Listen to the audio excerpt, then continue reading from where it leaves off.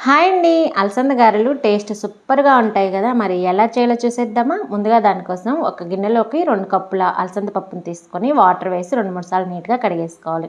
ఆ తర్వాత మళ్ళీ వాటర్ వేసుకొని 5, 6 గంటలు నానపెట్టుకోండి. నేను నైట్ నానపెట్టేసి నెక్స్ట్ డే మార్నింగ్ టిఫిన్‌కి చేస్తున్నాను. ఇప్పుడు అలసంద పప్పు కూడా చక్కగా నానిపోయింది కదా! వీటన్నిటిలో వాటర్ అన్నీ కూడా మొత్తం కంప్లీట్‌గా వంపేసుకొని, ఆ తర్వాత మిక్సీ గిన్నెలోకి కానీ, గ్రైండర్‌లోకి వేసుకొని కొద్దిగా అల్లం, పచ్చిమిర్చి వేసుకొని మిక్సీ పట్టేసుకోవాలి.